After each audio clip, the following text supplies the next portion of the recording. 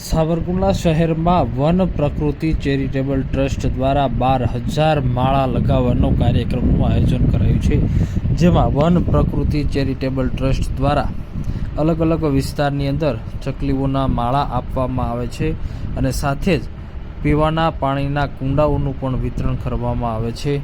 હાલ ઉનાળાના સમયમાં પક્ષીઓને સરળતાથી પીવાનું પાણી અને રહેણાંક મળી રહે તે માટે વન પ્રકૃતિ ચેરિટેબલ ટ્રસ્ટ કાર્યરત છે. વન પ્રકૃતિ ચેરિટેબલ ટ્રસ્ટ દ્વારા 12,000 માળાનું વિનામૂલ્યે સાવરકુંડલા સિટીમાં અને ગ્રામ્ય વિસ્તારમાં વિતરણ કરવાનું આયોજન છે, જેમાં સમગ્ર શહેરમાં ડોર ટુ ડોર જઈ અને માળા વિતરણનું આયોજન છે અને લગાડવાના પણ સાથે સાથે આયોજન છે. અમરેલી જિલ્લાના સાવરકુંડલા શહેરમાં વન પ્રકૃતિ ચેરિટેબલ ટ્રસ્ટ દ્વારા શહેરી વિસ્તાર અને ગ્રામીણ વિસ્તારની અંદર ચકલીઓના માળાનું વિનામૂલ્ય વિતરણ તેમજ પીવાના પાણીના કુંડાનું વિનામૂલ્ય વિતરણ કરવામાં આવી રહ્યું છે. તેમજ આ ચકલીના માળાઓ જે વ્યક્તિને જોઈતા હોય તેઓને વન પ્રકૃતિ ચેરિટેબલ ટ્રસ્ટના વ્યક્તિઓ દ્વારા તેમની ઘરે પહોંચાડવામાં આવે છે અને માળો લગાવી પણ આપવામાં આવે છે.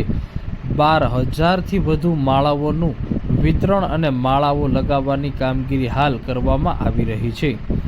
સાવરકુંડલા શહેરમાં વન પ્રકૃતિ ચેરિટેબલ ટ્રસ્ટના વ્યક્તિઓ દ્વારા આ કામગીરી કરવામાં આવી છે. આ માળામાં ચકલીઓ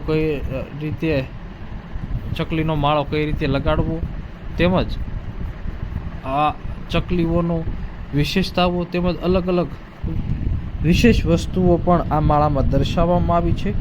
તો સાથે જ વન પ્રકૃતિ ચેરિટેબલ ટ્રસ્ટ દ્વારા પીવાના પાણીના કુંડા અને માળાનું પણ વિતરણ કરવામાં આવી રહ્યું છે.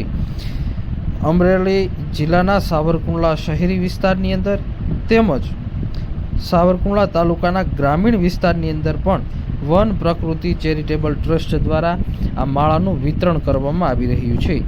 ચકલી વિશેની રસપ્રદ વાતો તેમજ અલગ અલગ મહત્ત્વના મુદ્દાઓ આ માળા ઉપર લગાવવામાં આવ્યા છે.